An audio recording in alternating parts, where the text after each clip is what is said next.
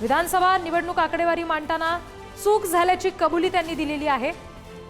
या संदर्भातली एक एक्सपोस्ट त्यांनी केली आहे, ज्याच्यामुळे खळबळ माजलेली आहे।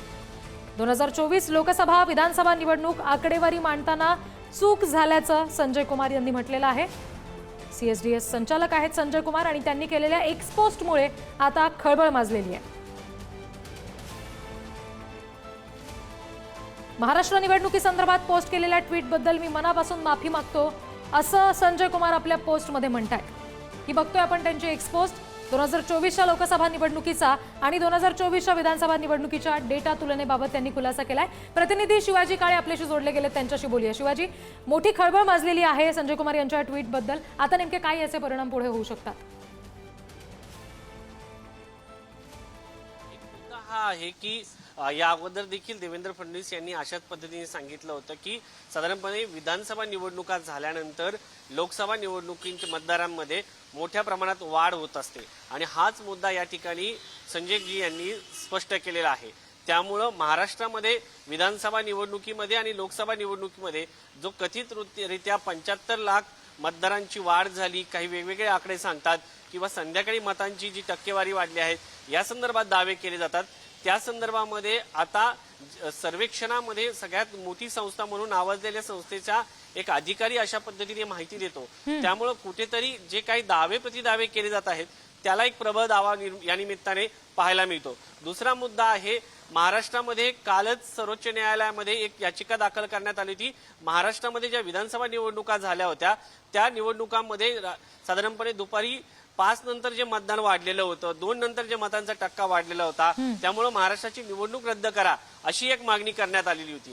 ती मागणी करणारी याचिका देखील सर्वोच्च न्यायालयाने फेटाळलेली आहे।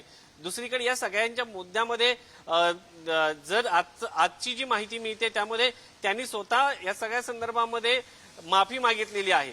त्यामुळे एक प्रकारे या सगळ्याच्या मध्ये जर एक गणमान्य संस्थांमध्ये काम करणारा व्यक्ती त्यांनी दिलेली आकडेवारी विविध माध्यम त्याचबरोबर राजकीय पक्षाचे नेते वापरत असतात आणि त्याचाच आधार घेऊन ते सगळे बोलत असतात। आता या सगळ्यामध्ये पाहणं महत्वाचं आहे की राहुल गांधी यांनी दरम्यानच्या काळामध्ये देशातील प्रमुख वृत्तपत्रांमध्ये एक आर्टिकल लिहिलं होतं आणि या आर्टिकलमध्ये सांगण्यात आलं होतं की कशा पद्धतीने मतांची चोरी झाली आहे असं त्यांचा दावा करण्यात आला होता। तो दावा याच लोकनीती सर्वेक्षणाच्या माध्यमातून करण्यात आला होता का, हा सगळ्यात मोठा प्रश्न या निमित्ताने उपस्थित होतो। दुसरा मुद्दा या सगळ्याच्यामध्ये आहे, जे दावे प्रतिदावे केले जातात, ज्या गणमान्य संस्था आहेत या गणमान्य संस्थांमध्ये ज्या पद्धतीने जी आकडेवारी दिली जाते ती जर चुकीची असेल तर ही सगळी जी आतापर्यंतची मांडणी विरोधी पक्षांनी केलेली आहे ती देखील फोल ठरते। त्यामुळे या सगळ्यामध्ये एक महत्वाचा मुद्दा असणार आहे की राहुल गांधी यांनी जे दरम्यानच्या काळामध्ये आर्टिकल लिहिलं होतं ते आर्टिकल याच माध्यमातून लिहिलं गेलं होतं का, तीच आकडेवारी वापरली गेली होती का, हा एक प्रश्न या निमित्ताने उपस्थित हो। तसं जर झालं असेल आणि संजयजी यांनी जे काय आता सांगितलेलं आहे ट्विट करून माफी मागितलेली आहे, त्यामुळे एक प्रकारे विरोधी पक्षांचं जे सध्या वोट चोरीचं कॅम्पेन सुरू आहे त्याची हवा निघू शकते। त्यामुळे या सगळ्यांच्या मध्ये आता खोलवर जाऊन विचार करणं गरजेचं आहे आणि मुद्दा हा आहे की ज्या या संस्था आहेत त्यांनी ज्या पद्धतीने ही माहिती दिली होती ही कोणाच्या दबावाखाली गेली होती का, हा काय प्रोपगंडा राबवण्यासाठी हे सगळं केलं गेलं होतं का, हाही प्रश्न या निमित्ताने उपस्थित होतो। त्यामुळं आज या सगळ्या संदर्भामध्ये त्यांनी फक्त ट्विट केलेलं आहे, याची माहिती राहुल गांधी यांनी यांच्याकडनंच घेतली होती का, हा एक मुद्दा आणि त्यांनी या मागे जी माहिती दिलेली आहे आणि त्याचा आधार घेत ज्या वेगवेगळ्या माध्यमांमध्ये आर्टिकल आलेले आहे ते देखील त्यांचा देखील बेस जो आहे तो खोटा ठरतो हे यावरून या ठिकाणी स्पष्ट होतं। एकंदरीत जर पाहिलं तर महाराष्ट्राच्या निवडणुकीबद्दल जे प्रश्नचिन्ह उपस्थित केले जात होते ज्या माहितीच्या आधारे, ती माहिती जर खोटी असेल तर हे प्रश्नचिन्ह देखील याचं निरसन होतं आणि महाराष्ट्रातील निवडणूक ही पारदर्शक पद्धतीने पार पाडलेली आहे असं या ठिकाणी म्हणता येईल। मात्र राहुल गांधी यांनी या सगळ्या डाटाचा माहितीचा अधिकार घेऊनच हा दावा केलेला आहे का हे पाहणं महत्वाचं ठरणार आहे। अगदी शिवाजी, जसं तुम्ही म्हणताय की आत्ताच्या क्षणाला जसं आपण बघतोय की राहुल गांधी यांनी सुद्धा जर का या आकडेवारीचा आधार घेतलेला असेल किंवा मग आपण ज्या लेखांचा उल्लेख सातत्यानं करतोय की काही लेख या सगळ्या संदर्भात लिहिले गेले त्याच्यातल्या सुद्धा आकडेवारीचा जर आधार हाच असेल तर मग आता राहुल गांधी यांना यापुढे नेमकं काय करावं लागू शकतं? कारण एकीकडे माफी मागावी थेट असं सुद्धा म्हटलं गेलेलं आहे। या सगळ्या संदर्भात बोलण्यासाठी वरिष्ठ पत्रकार योगेश कुटे सर आपल्याशी जोडले गेलेले आहेत। आमचे प्रतिनिधी शिवाजी काळे योगेश सरांना प्रश्न विचारतील। शिवाजी, वाटते?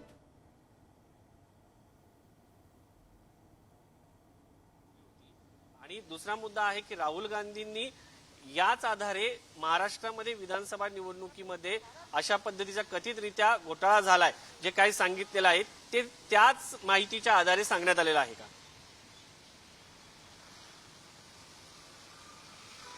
आवाज येतोय? हो येतोय सर, बोला. हा, दोन गोष्टी आहेत त्याच्यामध्ये. योगीजी, माझा आवाज येतोय? राहुल गांधी यांनी याच लेखाचा आधार घेतला होता का याबाबत जरी थेट स्पष्टता नसली तरी हा सगळ्यात पहिल्यांदा जो मुद्दा आहे वोट चोरीचा किंवा ज्या पद्धतीने महाराष्ट्रामध्ये लोकसभा आणि विधानसभा निवडणुकीच्या मतांमध्ये मतदारसंख्येमध्ये जो फरक आहे हा सगळ्यात पहिला मुद्दा हा CSDS आणि संजय कुमार यांनीच उपस्थित केलेला होता. त्यामुळं या वादाचं जे मूळ होतं किंवा या वादाच्या केंद्रस्थानी जे कोणी आहेत ते संजय कुमार हेच होते, हे सूर्यप्रकाशा इतकं सत्य आहे. त्यामुळं त्यानंतर ही सगळी चर्चा सुरू झालेली होती आणि CSDS ही एक विश्वासार्ह एक नावाजलेली संस्था आतापर्यंत मानली जात होती. त्यांनी अशा प्रकारे U-टर्न घेणं हे मला वाटतं कोणालाच अनपेक्षित म्हणजे कोणालाच अपेक्षित नव्हतं. आणि एकतर निवडणूक आयोग विरोधी पक्ष असा मोठा सामना असताना CSDSची ही जी घुमजाव करणारी भूमिका आहे ही नक्कीच संशय निर्माण करणारी आहे, बुचकळ्यात टाकणारी आहे. त्यामुळे राहुल गांधी यांनी जरी या लेखाचा आधार घेतला की नाही याबाबत संजय कुमार यांनी सांगितलं नसलं तरी या वादाची सुरुवात त्यांनी केली होती हे तितकंच स्पष्ट आहे. सर, याच्यामध्ये एक मुद्दा आहे कारण CSDS ही संस्था आहे आणि माध्यमं या सगळ्या माहितींचा आधार घेऊन देशभरातली माध्यमं त्याच्यावरती आर्टिकल लिहितात, त्याचबरोबर बातम्याही करतात. त्यामुळं याचा एक प्रोपगंडा म्हणून वापर करण्यात आला का असं वाटतं का तुम्हाला? जर ते सांगत असतील ते खरं आहे तर? नाही, खरं तर दोन गोष्टी आहेत. जर संजय कुमार यांना आपली चूक आता उमजली जर असेल तर आपलं डेटा ॲनालिसिस काय चुकलं होतं आणि आता त्यांना काय बरोबर वाटतं आहे याची दोन्हींची आकडेवारी तिने देणं गरजेचं आहे. तरच दूध का दूध आणि पाणी का पाणी होऊ शकेल. आधीचं माझं फक्त चुकलं होतं असं सांगून भागणार नाही. त्यांच्या मुद्द्यांमुळे किंवा त्यांच्या पत्रांमुळे त्यांच्या लेखांमुळे या सगळ्या निवडणूक आयोगाच्या आणि एकूण लोकशाहीवरती संशय निर्माण झालेला होता. त्यामुळं CSDSला जर असं वाटत असेल आमचं आधीचं विश्लेषण चुकलं होतं तर काय चुकलं होतं त्याच्यामध्ये आणि आता काय बरोबर आहे हे देखील त्यांनी पुढे घेऊन यायला पाहिजे ना, तरच त्यांच्यावरती लोक पुन्हा विश्वास ठेवतील. अन्यथा केवळ माफी मागून आणि नुसतं ट्विट करून हा विषय क्लोज होईल. अगदी योगेश सर, जसं तुम्ही म्हणताय की या संदर्भात आता पुढे नेमकं काय करणार हे सुद्धा पाहणं तितकंच महत्त्वाचं असेल. तुम्ही आमच्याशी असेच जोडलेले राहा. शिवाजी, तुम्ही सुद्धा आमच्या सोबत राहा. सध्या काँग्रेस प्रवक्ते बालाजी गाडे आपल्याशी जोडले गेलेले आहेत, त्यांच्याशी आपण बोलणार आहोत. बालाजीजी, आपण बघत असाल आता CSDS कडून संजय कुमार यांनी जे ट्विट केलेलं आहे मोठी खळबळ माजवणारं ट्विट आहे. डेटा वाचण्यात चूक झाली असं म्हणतात. राहुल गांधींनी या संदर्भातले आरोप केलेले होते आणि त्यांची सुद्धा आकडेवारी जर ही असेल तर मग आता नेमकं काय या संदर्भात पाऊल उचललं जाणार पुढे मग राहुल गांधींकडून, काँग्रेसकडून? सुरुवातीपासूनच आम्ही हे सांगतोय की हा खूप मोठा घोटाळा आहे आणि सरकार पुरस्कृत हा घोटाळा आहे. या देशाची लोकशाही संपून यांनी या आकडेवारीचा जो घोळ आणि मतदार याद्यांमध्ये जो घोळ घातलेला आहे त्या याद्यांमध्ये घोळ घालूनच यांची सरकार, भारतीय जनता पक्षाची सरकार सगळीकडे बसलेली आहेत. आणि आता फक्त एक संजय कुमारांचं उदाहरण पुढे आलंय, अजून अनेक लोक माफी मागतील, अनेक लोक तुम्हाला खरं बोलताना दिसतील, कारण आता यांच्या पायाखालची वाळू घसरलेली आहे. कारण हा जो घोटाळा आहे या घोटाळ्यातनं या देशाच्या लोकशाहीला उद्ध्वस्त करण्याचं काम भारतीय जनता पक्षानं केलेलं आहे.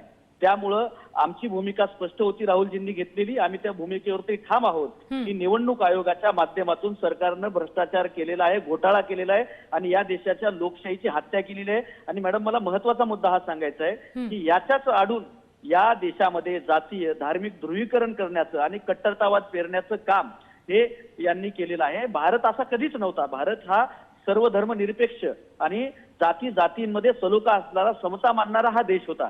पण या देशामध्ये विष पेरण्याचं काम अशा प्रकारे घोळ घालून, मतदार याद्यांमध्ये घोळ घालून निवडून आलेल्या सरकारनं केलेलं आहे. आमचं स्पष्ट मत आहे, आम्ही लढत राहू आणि यामधले जेवढे घोटाळेबाज चोर आहेत त्या सगळ्यांना राहुलजींनी स्पष्ट केलेलं आहे की जेव्हा आमचं सरकार येईल त्यावेळेला आम्ही, आता तर लढूच, पण आज जे या पदावरती बसून या देशाच्या लोकशाहीची हत्या करतायत त्या एकाही गुन्हेगाराला या देशाची लोकशाहीची हत्या केल्याबद्दल आम्ही सोडणार नाही. त्याला कायद्याच्या चौकटीमध्ये जी शिक्षा असेल ती शिक्षा देऊ हे राहुलजींनी सांगितलेलं आहे. बरं. आणि ह्या देशाची लोकशाही वाचवण्याची जी जबाबदारी आहे ती आम्ही आमच्या खांद्यावरती घेऊन आम्ही लढतो. बरं बालाजीजी, तुम्ही आमच्याशी जोडलेले राहा. शिवाजी, आमचे प्रतिनिधी यापुढे तुम्हाला प्रश्न विचारतील. शिवाजी.